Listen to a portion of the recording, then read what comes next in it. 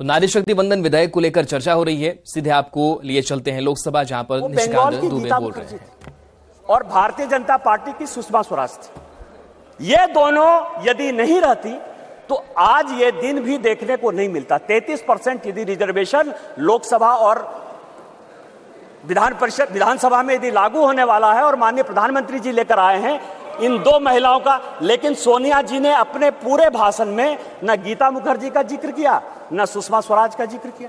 यह किस तरह की राजनीति है? अपना क्रेडिट लेना चाहती हैं कि हमारा बिल है। यह बिल आपका नहीं है। आप जो बिल लेकर आए वो गलत बिल है, और यदि इसके लिए किसी ने आंदोलन किया तो वो गीता मुखर्जी है, वो सुषमा स्वराज है। आपने ये नहीं बोलकर इस महिला बिल में भी राजनीति करने की कोशिश की, और आज का पूरा क्रेडिट जो जीता वो सिकंदर, जो गोल मारता है, यहाँ बंगाल के लोग बैठे हुए हैं, जो गोल मारता है उसी के नाम से गोल मारा जाता है। माननीय प्रधानमंत्री जी गोल मारने को तैयार हैं। ये भारतीय जनता पार्टी का बिल है और ये माननीय प्रधानमंत्री जी का बिल है, आपको ये मानना पड़ेगा। दूसरा सवाल है कि इनके जो अपोजिशन के लोग हैं सर, जो 26 पार्टियों का इंडी गठबंधन बना है, इसमें आप समझिए इनकी भावना कैसे है, महिलाओं के बारे में ये कैसा सोचते हैं। ये सोचते हैं, अब नहीं रहे, इसी सदन के सदस्य थे, राज्यसभा के भी सदस्य थे, इनके पार्टी के बड़े नेता थे अपोजिशन के, वो कहते हैं कि परकटी महिलाएं आ जाएंगी। क्या महिलाओं के लिए इस तरह की बातें होनी चाहिए? दूसरी बात जो है, ये दूसरे नेता जो है 2011 में मैं अध्यक्ष जी आपको दो कहानी बताना चाहता हूं, और ये वर्षों से मेरे मन में था। इस पार्लियामेंट में 2 बार संजोग से मैं 2009 में सांसद बनकर आया, अनुराग ठाकुर जी से लेकर राजनाथ जी सबों के साथ काम करने का मौका मिला सर। 2011 और 2013 में 2 भयंकर घटना हुई इसी वेल में।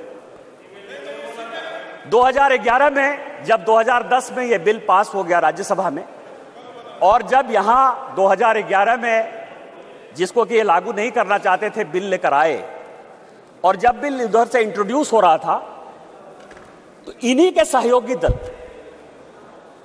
के सांसदों को इसी कांग्रेस ने इसी वेल में पीटा सर।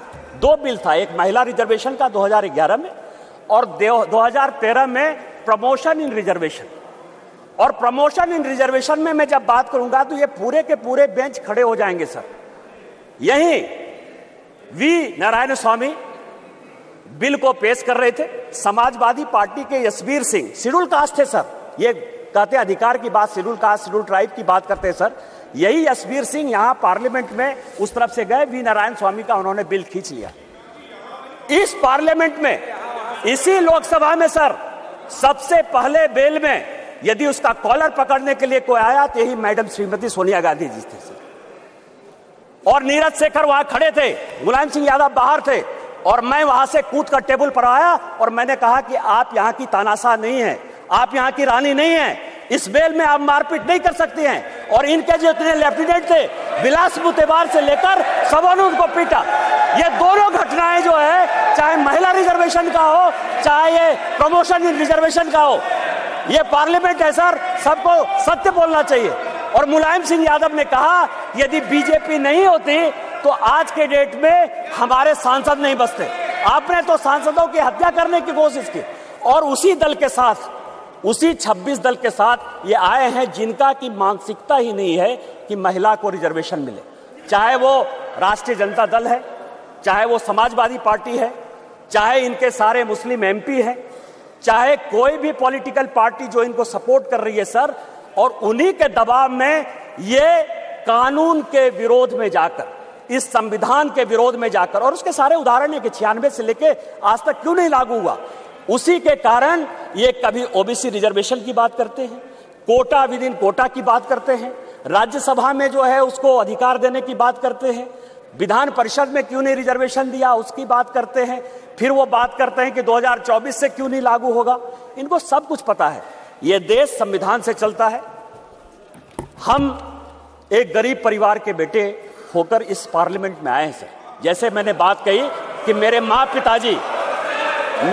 पिताजी आज भी गांव में रहते हैं, यदि बाबा साहब अंबेडकर का यह संविधान नहीं होता, भारतीय जनता पार्टी नहीं होती, उस दिन भी मैंने कहा कि आपने गांव